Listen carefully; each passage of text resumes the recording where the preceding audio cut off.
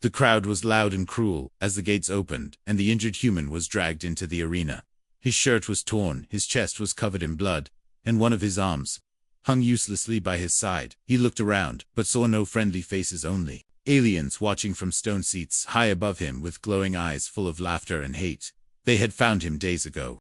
Near death in the desert, after a crash, his ship destroyed his crew, gone. Only he survived, and now he was here in the fighting pit of Zarthon Prime, where prisoners were used for sport, and slaves were gambled like coins too. Tall guards pushed him forward, and he fell to his knees. The sand under him was hot, the air dry, and full of dust. He struggled to stand, and when he did, the crowd laughed again. They thought it was funny, a broken human trying to stand like a warrior. From the royal balcony, a powerful alien rose. He had 6 arms, purple skin and golden armor. His voice was sharp and loud as he spoke. This human is no warrior, he said. He is a walking corpse, so weak that I will bet something special today. If he wins, I will give away one of my finest slaves. Gasps filled the arena as the girl was brought forward. She had silver hair, deep violet eyes, and soft glowing skin. Her wrists were chained, her face calm, but her eyes were different. They were not empty like the others. They were watching the human with a quiet fire. The human looked up and saw her standing on the platform, her chains clinking with each step. He did not know her, but something in her eyes told him she was not just another slave. She was someone who had hope buried deep inside, and he knew he had to submit. The challenger stepped into the arena, a massive beast with horns, sharp claws, and thick armor on its chest. It roared and beat its chest as the crowd cheered and placed more bets. The human had no weapon, only his hands and whatever strength he had left in his legs. Bell rang, made of bone and steel, and the fight began. The beast charged, and the human rolled aside, barely avoiding the strike. He coughed blood as he stood again, and moved slowly, careful to not waste energy. The beast laughed and charged again, this time catching him with a heavy blow that threw him to the ground. The crowd howled with joy, but the girl on the platform did not move. Her eyes locked on the human, willing him to stand again, and he did, shaking and broken, but standing still. He looked at the beast, and then at her, and for the first time he felt something strange, not anger, not fear, but purpose. The beast roared and lunged once more, but the human grabbed a broken spear from the sand and twisted his body. Using the beast's weight against it, he stabbed the spear into the side of the beast and rolled away as it screamed in pain. The crowd grew quiet as the beast staggered, blood pouring from its side. The human stood, breathing hard, using the spear as a crutch. He did not smile, he did not cheer. He only looked at the girl again, and then turned to face the beast one more time. The final charge was fast, the beast desperate and wild, but the human moved with a calm mind and drove the broken spear into its throat. The beast collapsed, choking on its own breath, and the arena fell silent for a moment.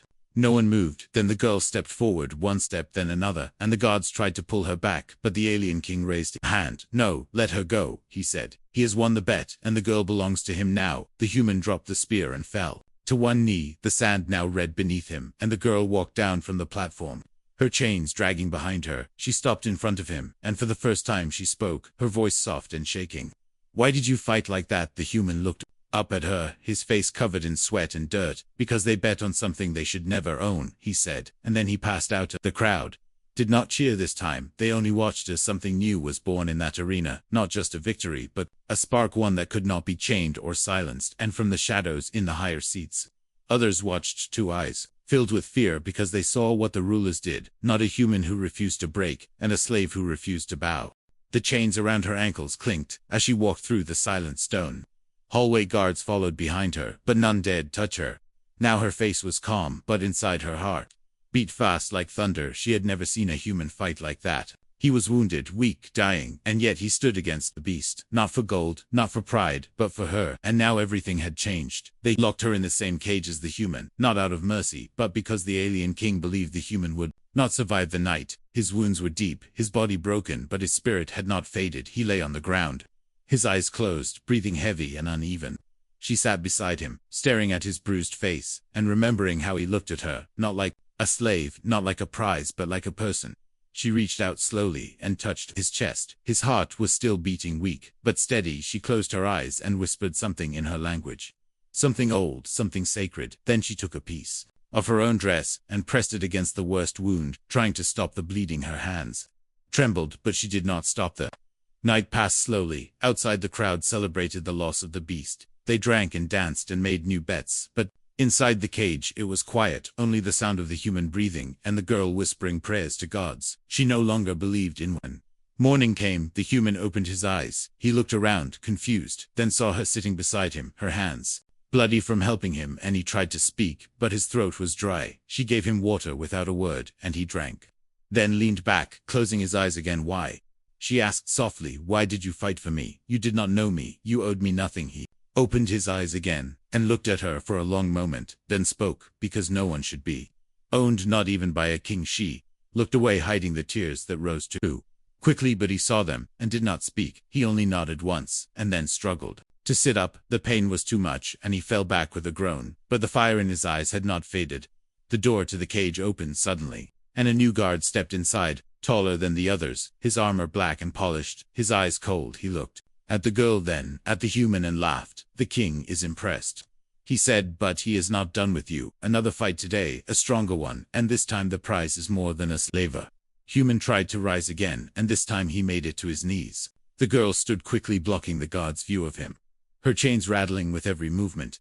Do not fight, she whispered. He will kill you this time. He shook his head slowly and smiled a little, then answered, if I stop fighting, then they win. They took him away again, and she watched with a silent scream locked in her throat. The arena was louder today, the stands full of shouting aliens, eager for more blood. The girl was brought back to the balcony again, her chains tied to the rail. She stood still, staring at the gate, waiting. The bell rang again, and the gate opened, but this time the human walked in alone. Without guards, without fear. His wounds were still fresh, but he stood tall, his back straight, his eyes on the king. His new opponent was a creature from the frost worlds, covered in sharp ice-like scales. With 4 arms and eyes like fire, it roared, and the ground shook, but the human did not flinch. He looked up at the girl on the balcony, and nodded once. She felt something strange in her chest, something she had not felt in years. Hope. The fight was brutal. The creature moved fast, striking with blades made of frozen bone. The human dodged, barely using the sand and broken rocks to stay alive. He picked up a small blade hidden in the sand, likely left from a past fight, and used it to cut the beast's leg, making it stumble. With a crowd gasped as he ducked under a wild swing, and stabbed the creature again. This time in the arm. The creature screamed and spun, striking the human in the side, sending him flying across the arena. He hit the wall, and stayed there for a moment, blood dripping from his mouth. But he rose again, slowly, painfully, and faced the creature once more. He screamed and charged, driving the blade deep into its chest and twisting, until the ice cracked, and the beast collapsed. The silence after was heavy. The king rose from his seat, his face unreadable. The girl's heart pounded, as she waited for what would happen next. The king spoke slowly. This human has earned the right to speak. Name your wish, he said. The human looked up, breathing hard, and said clearly, I want her free. I want her name, her past, and her future back. The girl covered her mouth as tears filled her eyes again. But this time they were not tears of fear, they were tears of something stronger. And for the first time in her life, she believed freedom was possible. The sand still held the smell of blood as the human stood under the hot alien sun, his chest rising and falling like waves in a storm. His hand gripped the broken blade, still wet with the creature's thick blue blood around him. The crowd was no longer laughing. They were silent, unsure whether to fear or admire the broken man who refused to fall. She stood at the edge of the balcony, her fingers wrapped around cold iron, her chains now loose, her heart racing. She had seen warriors before, strong, fast, ruthless, but never one like him. He did not fight for glory. He fought like a storm, without warning, without rest, only one purpose in his eyes. Freedom, not for himself, but for her. The alien king watched, with narrowed eyes, his pride wounded, his power shaken. He leaned toward his advisor, and whispered something. The guards moved again, pulling the girl from the balcony, and dragging her back toward the cages. Her voice cracked as she called his name, and the human turned just in time to see her disappear behind stone doors. He dropped the blade and ran forward. But guards stepped between them and slammed their staffs into his ribs. He stumbled but did not fall. The king stood and raised his hand. Enough, he shouted. The crowd must rest. We will continue tomorrow, but this human has not earned peace yet. He must fight again and again until he learns his place there. Threw him back into the dark cell, where he landed hard on cold stone, his hands trembling, his side bleeding again. But he did not care. He stared at the wall, breathing slowly, listening for any sound that might tell him where she had gone. In the next cell she sat quietly, her knees pulled to her chest, her back against the wall, but her mind was spinning. She had heard the king's words, and she knew what they meant. They would break him piece by piece until he gave up, until he became another silent fighter, who no longer remembered his own name. But she also knew one thing. Clearly they had misjudged him. He was not just another man thrown into the pit. He was different. He looked at her like a promise, and she could not let that fire die. Not now, not ever. Hours passed, and then the door opened again. This time two guards came for her, and led her through the narrow halls to a small room where the king himself waited. He smiled as she entered, his eyes cold and sharp, like broken glass. "Do you know why I let you speak with him?" he asked. She said nothing, her eyes locked on his lips as he walked around her, like a hunter studying prey. "I let you because I wanted to see how far he would go, how much he would break for you, and he has not disappointed." She clenched her fists, but did not speak. He stepped closer, lifting her chin with one finger. "You are not just a slave now, you are the prize, and prizes are dangerous when they start thinking." He motioned to the guards, "Take her back to the cage, but put her where he can see her. He must remember what he is fighting for." They placed her in the cage, across from his. Their eyes met through the bars, and she whispered something soft, almost lost in the dark. "Do not give them what they want." He closed his eyes and nodded once, then leaned back against the wall, pain wrapping his body like fire, but his mind was already moving, thinking, planning, remembering every detail of the arena, every weakness of his enemies, and every step it would take to win again. Morning came too soon, and with it, a new challenge. This time, the king sent a creature, not of muscle, but of poison, a long serpent with venomous fangs and mirrored skin that shimmered under the sun. It hissed as it slithered into the arena, its eyes glowing red with hunger. The crowd had returned, louder, now more eager. The human stood slowly, his body aching but his grip on the stolen blade firm. He stepped forward, one foot, then another. The girl's voice echoed in his mind, reminding him who he was, and why he must not fall. The serpent struck fast, but he was faster, moving to the side, and cutting across its tail. Blue blood splashed the sand. It turned with a roar, striking again and again. He dodged, rolled, ducked, jumped, the sun burning his back, and the dust choking his breath. He struck again, aiming for its throat, but missed, and the serpent coiled around him, its grip crushing his ribs. He gasped as bones bent in pain flashed across his vision, but then he reached into the band on his leg and pulled a hidden spike, jamming it into the serpent's eye. It screamed and released him, and he fell to the ground, coughing blood, but still alive. He crawled to his blade and stood as the creature thrashed in pain, then charged forward, one final time, burying the blade deep into its skull. The silence returned, broken only by the sound of the creature's body collapsing and the slow echo of the human's breath as he looked toward the cage where she stood, her hand over her heart, her eyes shining with something fierce. The king said nothing. This time he only watched, his jaw tight, his hands clenched, and in that silence, something began to break, something deep and old. The arena was no longer a place of games. It had become a battlefield, where a human with fire in his chest and a girl with chains around her soul had started something no empire could stop. The crowd returned, louder than ever, the smell of blood still thick in the air. The arena was no longer just a place for games. It had become a shrine for whispers. A storm was rising beneath the cheers, and bet something deeper, something no one wanted to name, but everyone felt as the human stepped into the sand again. The wind carried more than heat, it carried tension, the kind that sparks just before fire. The king sat on his throne, watching with narrow eyes. His pride was bruised, his image cracked, and yet he smiled, not with joy, but with something darker, a hunger to crush what he could not control. He raised his arm slowly, and the guards brought the girl forward again, chains on her wrists, her steps heavy, her face calm, but her eyes locked on the man who had become her storm. He saw her, and took a step forward, but the guards blocked him. Again, spears aimed at his chest. The king stood and shouted to the crowd, "Today, we bet on more than victory. Today, we bet on freedom, on loyalty, on pain and pride. If the human wins again, I will give the girl to him, without chain, without command. She will walk beside him as an equal." The words hit like lightning. The crowd roared, but not all voices were the same. Some cheered, others whispered. Some eyes looked away, the weight of the bet settling like stone in the heart of every soul watching. The human looked at the girl, and then at the king, and said one thing: "If I win, I want more than her freedom. I want her people named, her past remembered, her life returned. You took more than chains from her. You took everything." The king laughed loud and cruel. "Very well, human, but you fight for ghosts.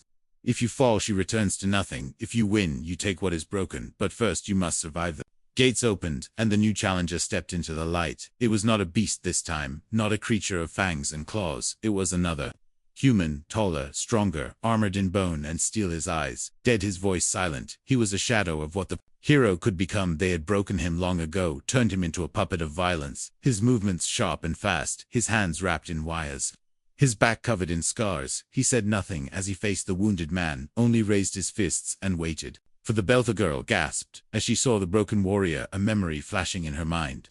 A name once spoken in the cages, a soldier who vanished from the outer worlds. A man who had once smiled at her when she passed his cell, and now he stood empty, ready to kill.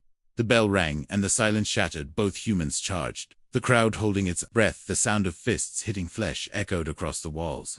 Blood spilled quickly, bones cracked. The wounded man tried to speak to him, tried to reach whatever was left, but the broken warrior only struck harder, faster, more brutally. Fought without pause, without mercy, one fighting for freedom, the other lost in a cage too. Deep to climb from the girl screamed his name, but he could not answer. Not with words, not yet. A heavy punch sent him to the ground, blood pouring from his lip, his vision blurred. The broken warrior raised his fist for the final strike, and then something strange happened. He hesitated for one breath, then another, his fist trembling, his eyes flickering like a flame, trying to remember. The girl stepped forward as far as her chains allowed, and spoke the name of the broken warrior, his true name. Not his number, not his title, but the name he had before the cage, before the silence, and for a moment the fist did not fall. The hero took that chance and rolled to the side, grabbing a stone from the sand and hitting the wires around the warrior's arm. Sparks flew, the control device cracked, and the warrior screamed. A sound full of rage, pain, memory. He fell to his knees, clutching his head. The guards rushed forward, but the king raised a hand. "No, let them finish," he said. Quietly, eyes locked on the scene below, his voice cold, like a blade. The hero stood again, bleeding. Limping but alive, he walked to the warrior, slowly placed a hand on his shoulder, and whispered something only they heard. The warrior dropped his hands, tears falling from eyes that had not cried in years, and nodded, then stood beside him, facing the throne. The king clenched his fists as the crowd erupted into chaos. Some shouted for death, others for mercy. The balance had shifted. The bet had gone too far. The hero looked up, his voice clear and strong. "I have won, not with death, but with truth. She is mine, and he is no longer yours." The king said nothing for a long time, then turned and left the arena. Without a word, the crowd parted. The moment broken the spell, shattered. The girl fell to her knees, as her chains were unlocked, the wind kissing her skin. As if for the first time, she looked at the man who had bled for her, and smiled through tears. Not because the pain had ended, but because someone had finally said her life was worth a fight. And in that arena of sand and screams to warriors, and one freed soul stood beneath a sky that no longer felt so far away. The wind carried no cheers today, only dust and silence. The arena stood still like a beast holding its breath, waiting for blood. The king did not speak from his high seat, his eyes sharp as broken metal, his fingers curled around the rail, as the human stepped into the pit once more, his body covered in bruises, his ribs bandaged with torn cloths. His steps slow but firm. The girl watched from behind the gate, her hands pressed against the bars, her breath caught between fear and fire. The crowd did not chant, they only watched, some with awe, some with confusion, a few with something close to shame. They had laughed before when he first entered the arena. Bleeding, broken, mocked and cold, useless, but now they watched a warrior who would not fall, a man who had no reason to rise, and yet kept standing. The gate on the other end creaked open, and the ground trembled as the next beast stepped forward. It was not like the others. This one was forged for war, tall as 2 men, wide as 3, metal fused with flesh, glowing red veins running through its arms and back, its face hidden behind a helmet of spikes, its hands holding a hammer carved from the bones of past champions. The girl gasped, her eyes wide. She had heard of this thing. It was not a fighter, it was a sentence. No one had survived it, no one had even landed a blow. Its name was whispered in the cages, its victories written in blood and silence, and now it faced the man who had already done the pit. Impossible. The king rose slowly, his voice loud and cruel. "This is your final breath, human. If you survive this, you will have more than her. You will have the fear of empires, the respect of monsters, and the hatred of Kingsta." Human said nothing. He just looked once at the girl, then down at the sand, then forward into the eyes of the monster, waiting to end him. The bell rang, and the storm began. The beast moved with the power of thunder, its hammer crashing down where the man had stood a breath ago. The ground cracked, the dust rose. The man rolled to the side, grabbing a broken chain from the sand, using it like a whip to strike the back of the beast's leg. Sparks flew, but the creature barely flinched, turned swinging wide, catching the man in the ribs. The sound of bone snapping filled the air. The crowd screamed, the girl cried out. But he stayed conscious, crawling away, using the chain to hook the beast's ankle, pulling just enough to make it stumble. He grabbed a shard of metal and jammed it into the beast's thigh. The creature roared in rage and pain, slamming its hammer again and again, chasing the man who now bled from his mouth, his side, his arms. But he moved still, dodging, ducking, striking when he could, not for glory but for something deeper, something that made death seem like silence. he screamed as he charged, not a scream of fear but of fury, a roar that shook the walls of the arena. He leaped onto the beast's back, climbing with bloodied hands, wrapping the chain around its throat, pulling with every drop of strength. The crowd rose to their feet as the beast flailed, its hammer falling from its grip, its hands grabbing at the chain, its roar turning to gasps. King shouted for the guards, but they did not move, frozen by what they saw, a man who should be dead holding death itself by the throat. The girl watched, her hand over her heart, her eyes wet, her lips trembling. She whispered his name, like a prayer, like a promise, like the last word she would ever say if he fell. Now the beast collapsed to its knees, the human fell with it, both bodies hitting the sand, the chain loose.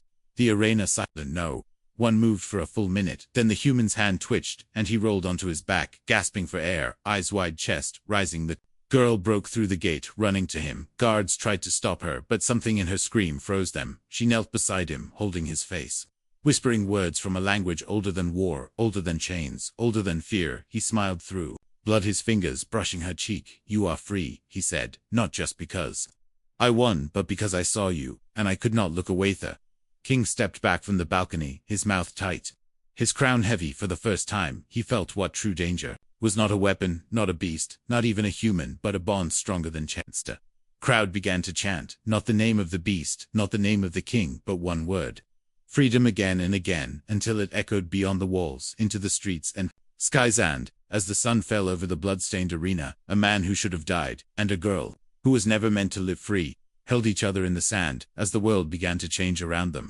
The sky above the arena had never looked so strange, not because of clouds or storms, but because it felt like something had shifted, like the weight of years had cracked, like the silence of the broken had finally become too loud to ignore. The human lay still in the sand, his chest rising slowly, his body covered in wounds and dust. The girl knelt beside him, holding his hand, whispering in a language only he could understand, even if he had never heard it before. The king stood at the edge of the royal platform, his cloak billowing in the wind, his eyes burning with something between fury and fear. He had not expected this, not the roar, not the cheers, not the way the guards had stood frozen when the girl ran, not the way the crowd had turned their backs on him and started chanting the name of the man he had once called weak. He raised his hand, and the guards finally moved, stepping forward into the arena. Weapons drawn, faces cold, orders clear: bring them back in chains, erase the moment, crush the hope before it spreads. The girl saw them coming, her breath caught, her body moved before thought, her arms out wide, her voice sharp with fire: if you touch him, you will bleed. The guards hesitated just enough for the human to rise again.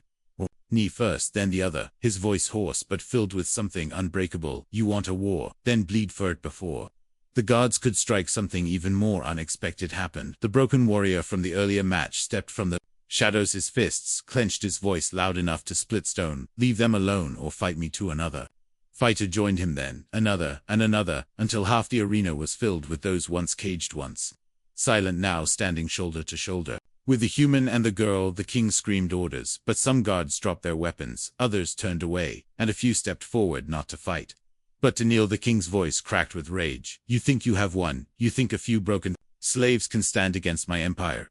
The human looked up at him, blood on his lips, chains still around his wrists, his body swaying from exhaustion, but his eyes burning like stars.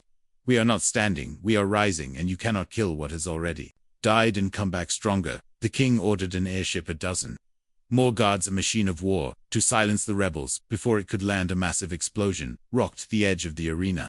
A group of outer-world smugglers, long known for hating the king's rule, had arrived, not for justice, not for honor, but for the promise of change. The chaos. The girl grabbed the key from a fallen guard, unlocking her chains, throwing them to the ground, then moving to free others. Each click of a lock was a note in a new song of rebellion, one that spread from cage to cage, fighter to fighter, god to god. The human leaned against the wall, breathing hard, watching as what had started with blood and pain became something bigger than him, bigger than her, a wildfire made of broken pieces, finally burning the hand that crushed them. He saw her again in the middle of it all, her silver hair glowing, her hands strong, her voice guiding others like a star in the night. He remembered how she once looked at him from the balcony, eyes full of fear. Now she walked like a queen without a crown, but with more power than any ruler. The king tried to flee, but found the exit blocked by those he once ruled. His words failed him, his strength left him, his crown fell and rolled across the floor, stopped only by the foot of a child born in chains, now free and watching history bend. The Human finally stepped forward, each breath heavy, each step slow, but steady. He stood before the king, not with a weapon, not with hate, just truth. This was never about winning. This was about remembering who we are, and showing you who we never forgot to Beatty. King fell to his knees, not from a strike, not from force, but from the weight of his failure, and the silence of 1,000 souls rising around him. The arena gates opened, not for blood, but for escape. The rebels led the way, and the fighters followed. The girl reached for the human's hand, and he took it without question. Together they walked into the light, past the broken chains, past the shattered stone, past the place where fear had once lived outside. The sky stretched wide and free, the wind tasted like change, the sun felt like a promise. The girl turned to him and smiled, her voice soft but clear. What now? He looked out at the world, waiting beyond the walls, then at her, then at the people behind them, and answered, "Now we break every chain, everywhere." In that moment there were no more kings, only people, only purpose, only the beginning of something the world had waited too long to see. The stars above them burned quiet and clear as the smoke faded from the broken city. The wind carried voices, songs of freedom. Cries of the wounded, laughter of the freed, and the soft steady rhythm of new steps on old ground. The human and the girl walked side by side, no chains, no guards, only the sound of their breath and the rustle of hope behind them. Their feet left prints, not just on sand, but on history. They had left the arena behind, not as fugitives, but as symbols, walking with those who had once bowed, now walking tall through the ruined gates. Through streets that had never known silence, without fear. The air smelled of ash and dust, but it also smelled of something new, a future without masters, without collars, without names. Stolen for power. The girl looked at the stars, and for the first time they looked back without judgment. Her fingers brushed against the human's, and he held her hand, not with claim, but with quiet trust, a bond forged not in victory, but in pain, shared in moments when neither could speak, but both understood. Villagers from nearby planets had gathered. Many who once feared the Empire now stood with tools. Not weapons, farmers, healers, builders, no longer waiting for permission to live. They came with food, water, medicine, not as followers, but as people reclaiming their place in a world that had forgotten them. The human rested beneath a broken pillar, his body still weak, his scars fresh, but his mind clear as crystal. The girl sat beside him, her silver hair falling over her shoulders, her eyes calm and deep, her voice soft as she asked what comes after Visi. Looked at the sky, at the fires that still burned, at the people who laughed in the ruins, at the stars that waited for someone to finally reach them, and said, "We rebuild not what they had, but what they never let us imagine." The broken warrior, who had once been a puppet, now stood as a leader, speaking to others, not with commands, but with stories of cages and choices and how even silence can scream when you listen closely enough. Others joined him, each with a story, each with a truth no longer hidden. The old empire did not fall in one day, but it cracked in that moment like glass under fire, and now every word spoken, every step taken, every hand raised to help, was another blow to the old walls that had kept them all apart. The girl walked through the crowd, touching shoulders, lifting fallen children, holding hands with those too tired to speak. Her name became a whisper on every tongue, not as a prize, not as a slave, but as a symbol, not because she asked to be, but because she had lived. When they said she should disappear, she stood on the hill as the sun rose, painting the horizon with gold and light, her voice rising with it clear, strong, full of all the pain she had buried and all the power she had found. She spoke of the human who stood when he could not, of the fighters who rose when forgotten, of the people who now stood behind her, not as an army but as a family. And when she finished, she turned to the human who now leaned on a staff carved from the bones of the arena.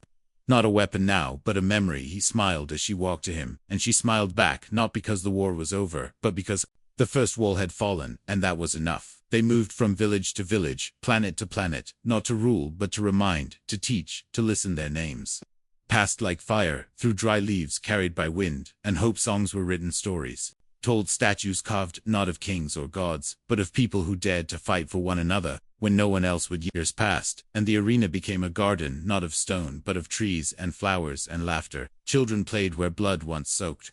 The ground lovers walked, where screams once echoed. The only chain left, now wrapped in vines, hung as a reminder, not of pain, but of what they had broken together. And on one quiet night, the girl, now grown older, but never weaker, stood with the human, now slow in step, but fierce in heart, and whispered, "Do you remember the first thing you said to me?" He nodded, his eyes full of stars and fire.